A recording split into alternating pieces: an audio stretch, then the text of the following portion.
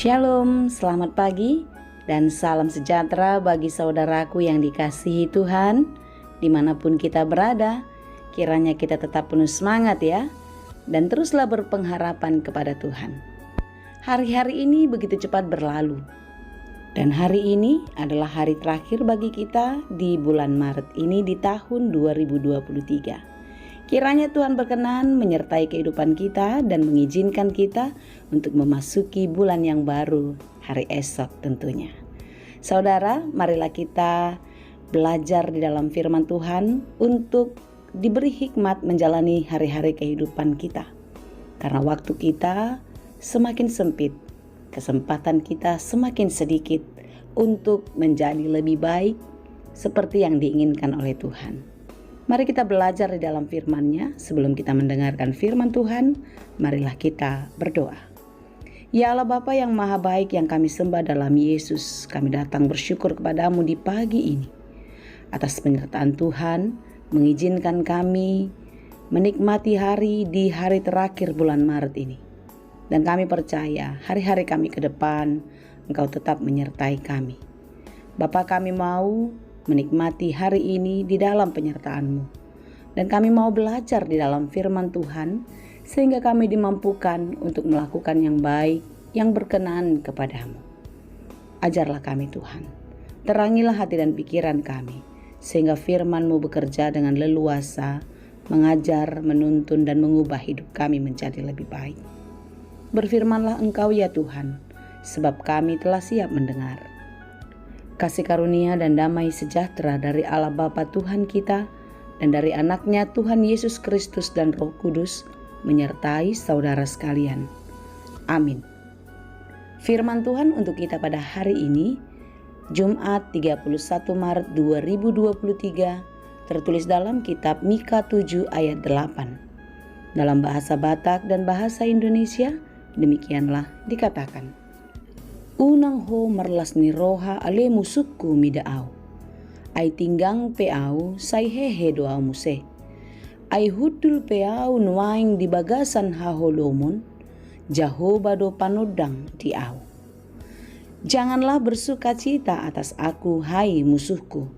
Sekalipun aku jatuh, aku akan bangun pula. Sekalipun aku duduk dalam gelap, Tuhan akan menjadi terangku. Demikianlah pembacaan firman Tuhan. Saudara yang dikasihi Tuhan, mungkin kita akan merasa sedih atau bahkan kecewa ketika melihat orang baik harus mengalami kesusahan, menjalani beratnya hidup. Tetapi sebaliknya, betapa kecewanya kita, betapa sedihnya kita, bahkan kita bisa marah ketika melihat orang yang hidupnya tidak baik, hidupnya mungkin menjadi orang yang jahat, tapi ternyata dia bisa terlihat bahagia. Dia memiliki banyak hal yang tidak dimiliki orang lain. Sepertinya situasi kehidupan ini tidak adil. Yang baik semakin menderita, yang jahat dan berdosa semakin bahagia. Benarkah demikian? Tentu tidak, saudara. Kebahagiaan orang fasik walaupun terlihat nyata, tapi kenyataannya mereka tidak akan bahagia. Mereka bisa bergembira sesaat saja, dan sesaat kemudian Tuhan bisa mengambilnya. Yang pasti, seperti renungan kita hari kemarin, yang menabur pasti menuai. Yang menabur kejahatan, menabur kefasikan, menabur perbuatan kedagingan, maka dia akan menuai kebinasaan. Tetapi sebaliknya, yang menabur kebaikan, yang menabur kasih, yang menabur di dalam roh Tuhan, dia akan menuai berkat yang abadi. Saudara yang dikasihi Tuhan, ketika kita beriman dan percaya kepada Tuhan, Tuhan tidak pernah menjanjikan kalau kita tidak akan menghadapi pergumulan. Tuhan tidak pernah menjanjikan langit selalu biru, bukan? Jalan selalu rata. Tetapi apa yang dijanjikan Tuhan adalah Dia selalu menyertai. Itu yang harus kita ingat. Jadi seberat apapun penderitaan kita, seberat apapun perjuangan kita, percayalah, penyertaan Tuhan tidak pernah berhenti. Demikianlah iman Nabi Mika di dalam kehidupannya. Ketika kemerosotan iman dan akhlak bangsa Israel, sehingga mereka dihukum oleh Tuhan karena dosa-dosanya, mereka hidup menderita. Mereka hidup di dalam kesusahan. Tetapi di dalam pengharapan, Mika memberikan semangat bagi seluruh umat. Dan tentu ini juga menjadi semangat bagi Nabi Mika sendiri. Seperti apapun kesusahan, seberat apapun pergumulan, Mika tahu penyertaan Tuhan tidak pernah berhenti atas hidupnya. Renungan kita pada hari ini adalah kesaksian atas iman yang sungguh-sungguh kepada Allah. Janganlah bersukacita atas aku, hai musuhku. Musuh kita bisa saja bukan hanya manusia, tetapi berbagai-bagai pergumulan yang membuat kita menderita. Beban hidup, pekerjaan, dan lain sebagainya.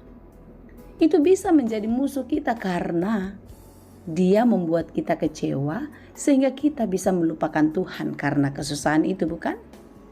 Tetapi di dalam iman, Mika menyaksikan, sekalipun aku jatuh, aku akan bangun pula. Karena apa? Karena dia percaya ada kekuatan baru bersama-sama dengan Tuhan. Sekalipun aku duduk dalam gelap, Tuhan akan menjadi terangku. Saudaraku yang dikasihi Tuhan, dapatkah kita menyaksikan iman seperti Mika ini? Mengatakan ketika kita jatuh, kita akan bangkit. Ketika kita duduk di dalam kegelapan, kita mendapatkan terang yang daripada Tuhan. Marilah kita belajar di dalam iman ini.